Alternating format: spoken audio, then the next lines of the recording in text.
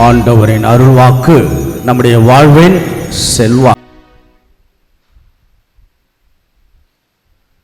ஒரு முறை மனிதனுடைய நிழல் மனித உடலை பார்த்து இவ்வாறாக சொன்னதாம்: இதோ நான் சூரியன் இருக்கின்ற பொழுதும் சரி அல்லது சந்திரன் இருக்கின்ற பொழுதும் நான் உனக்கு என்னுடைய நிழலை கொடுத்து கொண்டே இருக்கின்றேன். எனவே நான் தான் பெரியவன் என்று சொன்னதாம்.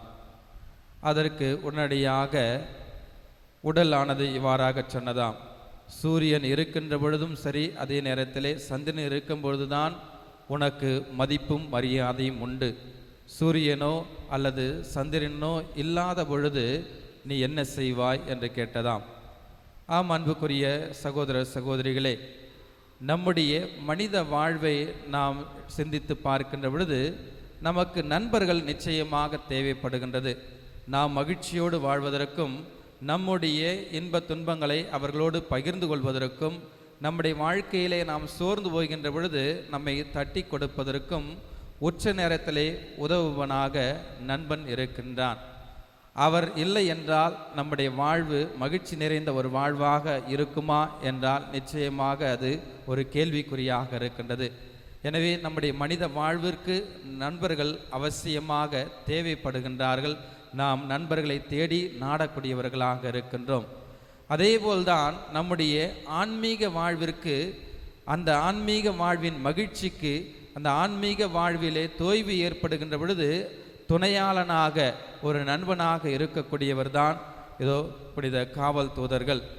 ஒவ்வொரு மனிதர்களுக்கும் ஒவ்வொரு காவல் தூதர்கள் கொடுக்கப்பட்டிருக்கின்றார்கள்.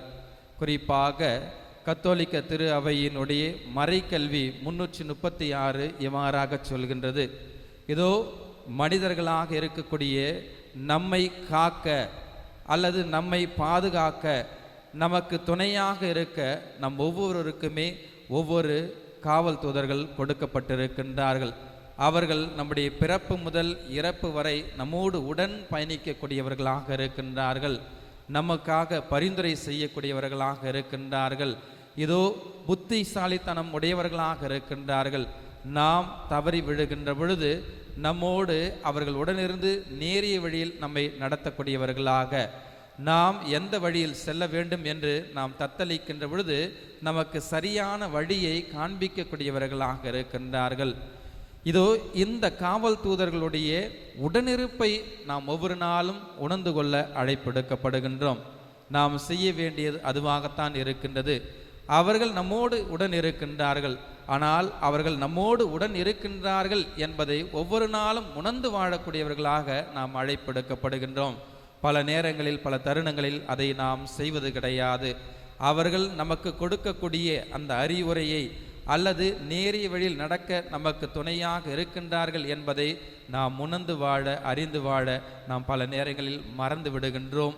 ஏன் ஒரு சில வேளைகளிலே நாம் அறிந்தும் அவர்களை நாம் உதாசீனப்படுத்தக்கூடியவர்களாக இருக்கின்றோம். அவர்களுடைய துணையை நாடாதவர்களாக நாம் வாழ்ந்து கொண்டிருக்கின்றோம். இன்றைய நாளிலே இதோ புனித காவல் தூதர்களுடைய விழாவை கொண்டாடக்கூடிய இன்றைய நாளிலே ஒவ்வொரு நாளும் அவருடைய துணையை நாம் நாடி தேடக்கூடியவர்களாக வாழ அழைப்பெடுக்கப்பட்டுகின்றோம். குறிப்பாக நாம் காலையில் எழுந்தவுடனே இதோ நம்முடைய காவல் தூதர்களுக்கு நாம் நன்றி சொல்ல கடமைப்பட்டிருக்கின்றோம். தொடர்ந்து இந்த நாள் முழுவதும் அவர்கள் நம்மோடு உடன் பயணிக்க வேண்டும். அவர்களுடைய உடனிருப்பை நாம் உணர்ந்து வாழ வேண்டும்.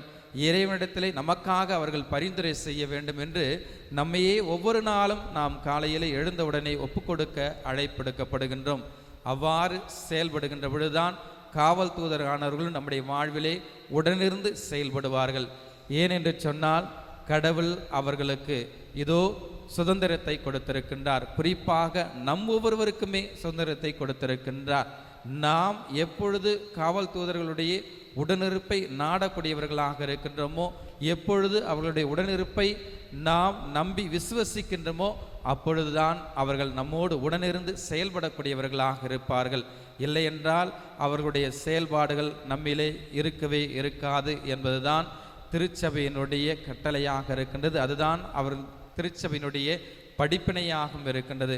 எனவே அன்புக்குரிய சகோதர சகோதரிகளே, நமக்கு கொடுக்கப்பட்டிருக்கக்கூடிய காவல் தூதர்களுடைய உடனிருப்பை, அவர்களுடைய அறிவுரையை, அவர்களுடைய பரிந்துரையை ஒவ்வொரு நாளும் நாம் தேடி நாடி செல்லக்கூடிய மக்களாக வாழ இறைவன் அருள் தர வேண்டும் என்று இத்தெய்வீக பலியிலே தொடர்ந்து மன்றாடுவோம். ஆமேன்.